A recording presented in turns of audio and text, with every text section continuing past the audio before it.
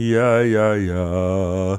Hey everyone, Anthony Fantano here, internet's busiest music nerd. Hope you are doing well, and it is time for our weekly track roundup where I go over what I felt were the best tracks of the week.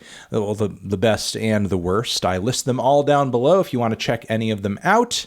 I think that is everything that you need to know. We also have our Turntable Lab associate link down there, so if you want to buy colorful pressing of a record we have reviewed on the channel, we get kickback from it. You get some vinyl, we get some kickback, supports the channel. Also, if you want to support the channel, our Patreon page is linked down below. If you want to get access to some bonus monthly content, extra bonus Let's Argues, classic album listen-along, live stream listening parties. So, yeah, they're a good time. So Patreon, patreon.com/theneedledrop. Head over there. Support ya boy, ya melon. And let's get into the worst tracks. We only have a few, but they are not good, in my opinion, not good at all. First off, we have a new track from Sleigh Bells. It's a cover of the song Where Did You Sleep Last Night by none other than folk legend Leadbelly. Yes, they have chosen to cover this song, and Sleigh Bells' rendition, for as much as I have enjoyed a lot of Sleigh Bells' recent stuff, I do not care for their take on this track at all. It's really a mess, in my opinion, and I'm not sure how else to put it. Let's just move on to the new Galantis and Dolly Parton track featuring Mr. Probz, Faith, which is this where Electro House is at right now? Because it is a hot fucking mess.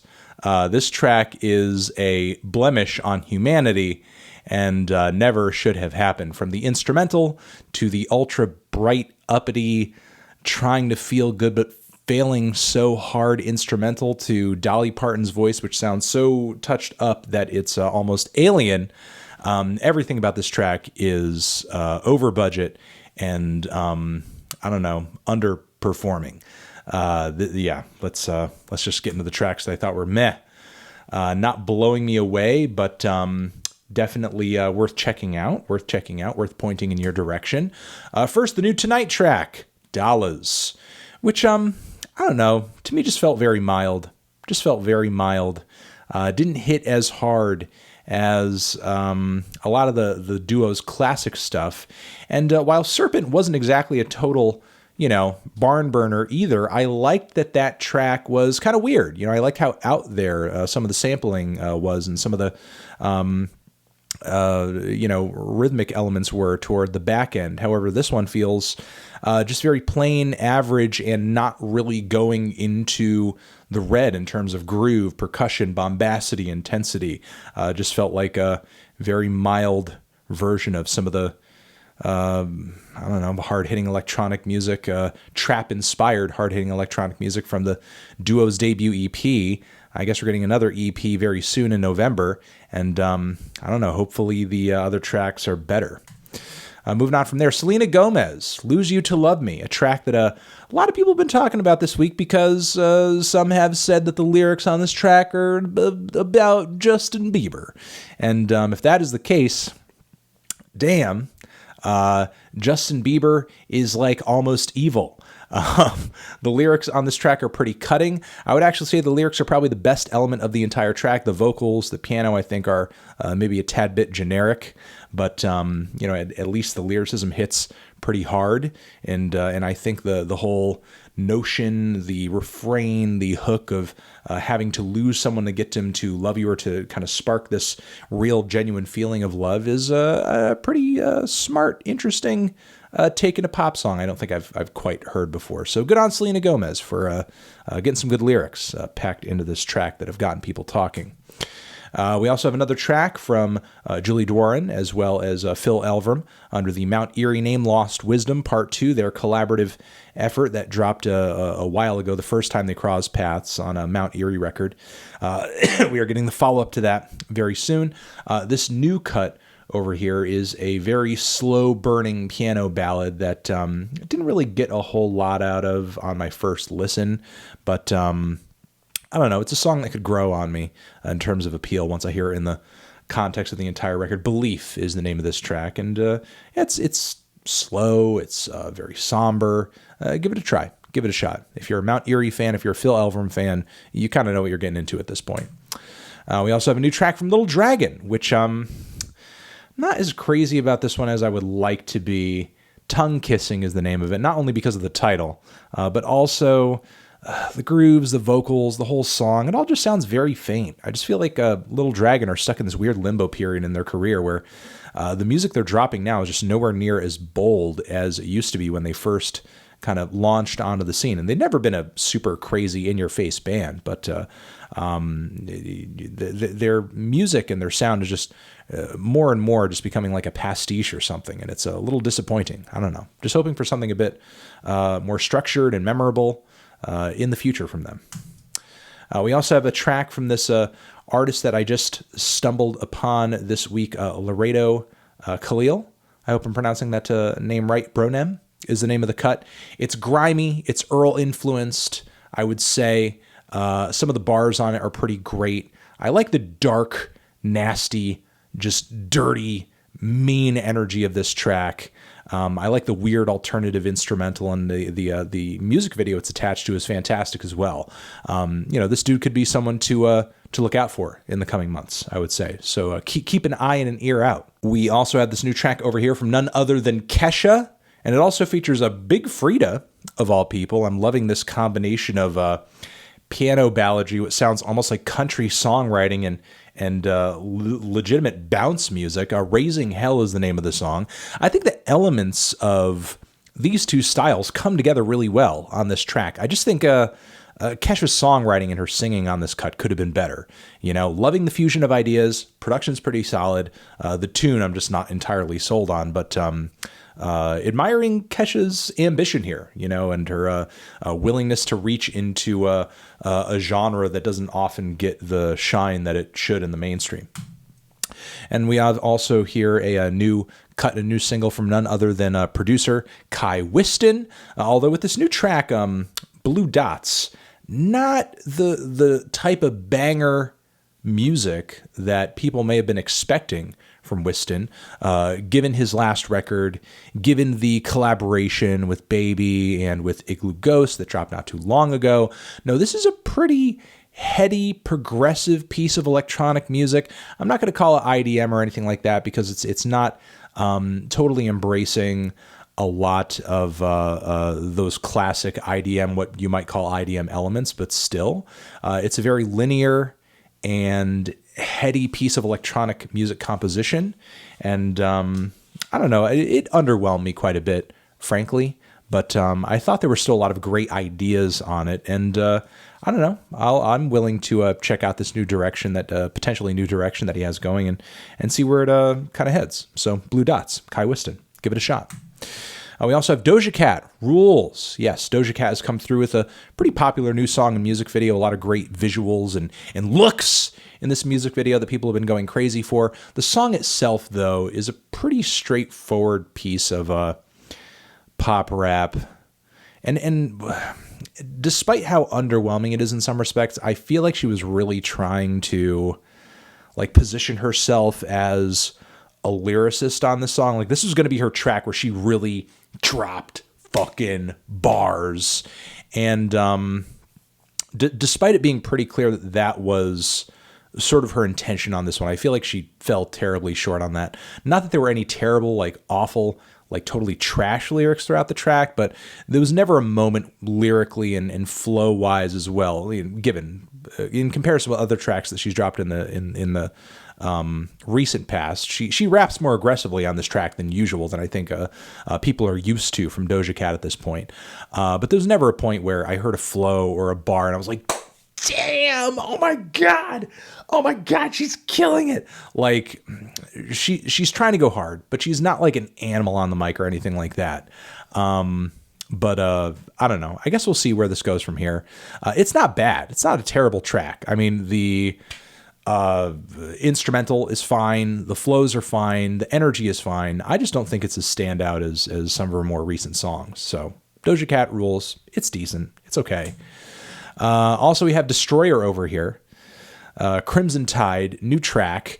Given the groove and some of the electronics, I thought that we were headed into more of a sophisti pop direction, something, resembling that of the classic Destroyer record Kaput. But no, that is in fact not what we're getting here. I don't know. It's kind of a wash.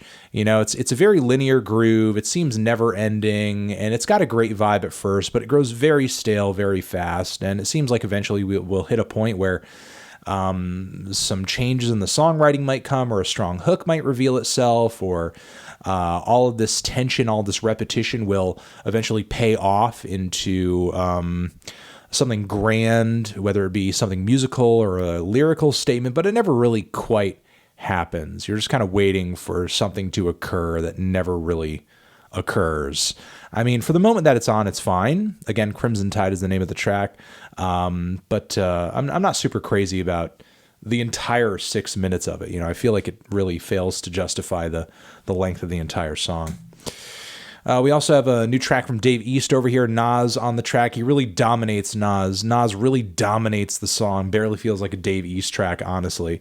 Instrumental gets a little repetitive, but there are a lot of, quality, thoughtful, the shit is deep type of lyricism all over this track. It's excuse me, it's dramatic. It's dramatic as hell. Godfather 4. Also, Coldplay has dropped a couple of new singles. Orphans, Arabesque. And Orphans, I think, is just okay. The other track actually ended up in the good section, the best tracks of the week section. But Orphans, to me, feels like Coldplay writing like a half-hearted U2 song or something. I mean, there are elements of it that are way less annoying than a lot of modern U2 songs, but it pretty much just feels like I'm listening to Coldplay play a U2 song. So I'm not really crazy into it, but I'll get into my thoughts on the other track when it does come up. Let's get into this over here. We have 100 gecs who have just dropped an A.G. Cook remix, yes, of frickin' PC music fame. A.G. Cook, PC music fame, coming through with a remix of Money Machine, which I'm not crazy about how indirect the whole thing is.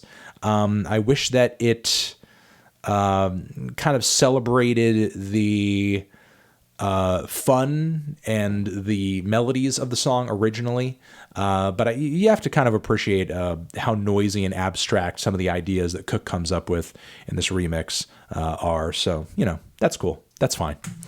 And also, want to give a shout out to 10K Cash, an artist who I am now just learning about through this song over here, featuring Rico Nasty, G.U.N, also Matt Ox. The track is titled Haunted Bikini Bottom, and it's just basically a grimy, aggressive SoundCloud rap song with like a bunch of SpongeBob samples in the instrumental, and it's hilarious as fuck. You should listen to it.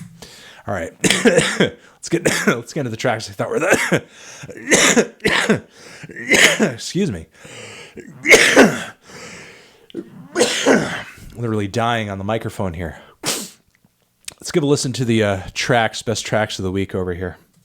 Best ones. This new one from the 1975. I am enjoying listening to them do their thing with this shimmery ass pop song over kind of a pulsating two-step rhythm. Frail State of Mind, if I didn't say, again, is the name of this track. And digging it. Liking it. Between this and the last single the band came out with for this forthcoming record, a lot of surprises so far. A lot of surprises, and not in a bad way. Not in a bad way. Also, we have Megan Thee Stallion and VickeeLo, Ride or Die, on this new track over here. Banger alert, banger alert, banger alert. It goes, and it's about riding that D. So yeah, if that's what you're looking for, if that's what you're in the market for, which I'm not gonna lie, I usually am. You're gonna want to hear this track. So there you go. We also have a very good as hell remix of the song "Good as Hell" from Lizzo, featuring Ariana Grande. They have some decent chemistry on the track, and I think, given everything that's been going on recently, "Good as Hell" should have absolutely been remixed. So yeah, good on Lizzo for coming through with the remix and drawing more attention to this track, doing some good marketing and taking advantage of the fact that Lizzo, while she has been around for a while, to many people who are just loving her music now, she is kind of a new artist in a lot of respects, and she is kind of making or really taking advantage of the fact that to a lot of new people, she's a new face, and just continuing to keep her name and face out there by revitalizing her material, like with remixes such as this. So good on Lizzo. Smart on her. Great track. Good remix. We also have the track Selah from the new Kanye West record, Jesus is King. Did a full-length review of this track over on the Fantano channel. Highly recommend that you check it out. We will link that down below. Love the track. Love the hallelujah chorus vocals on the song. Love the kickoff. Love how epic all of it feels. Love the energy. A lot of the lyricism and flows very clearly influenced by Pusha T, who is given a songwriter credit on this track. Don't know exactly how much Pusha T wrote on this track. My guess is probably a whole lot, but still enjoying the song quite a bit, and looking forward to talking about this new JIK record with you. And we also have another banger alert here. Guapdad, Izayah is the name of the track, featuring Key, Maxo, Kream, and Denzel Curry. Production from Kenny Beats, and it goes hard as fuck. Energy is amazing. The Maxo and Denzel verses are good. And yeah, give it a try. Give it a shot. Give it a listen. It's fantastic. And one more time, Coldplay, with the other track that they released, because they dropped 2 singles at once, the track Arabesque. And loving the horns on this track, the kind of foreign international groove of the song, and basically the message of, I could be you, you could be me, we should be looking at each other as, fellow human beings, and so on and so forth, in the midst of all these political and cultural divides, and all this war, and all this hatred, and all this xenophobia, and so on and so forth. Like the message of the track, like the energy of the track. I think the vocals are good. I think the tune is good. I think it's one of Coldplay's better singles in a while, honestly, and definitely better than Orphans as well. So digging the track, though I don't know if this is going to pan out into like a great Coldplay album or anything. It's going to be a pretty big record, and that just means more chances of songs that I'm not going to like. But hey, I can at least say that I like this track. I at least like this track quite a bit. So Coldplay. That has been the weekly track roundup. Thank you everyone for watching. You're the best, you're the best, you're the best, you're the best. Remember, all the tracks that we talked about linked down below, along with that Patreon page. Hit up that Patreon page if you want to support the show. Get that bonus content. Also, that Turntable Lab link too. And we will see you in the next one. Reviews coming out very soon. The Jesus is King review, it's going to be out sooner rather than later. So just hold on to your pants, your panties, your whatever you were wearing on your bottom half of your body, and we will get that review out to you. Okay? You're the best, you're the best, you're the best. Love you, Anthony Fantano, forever.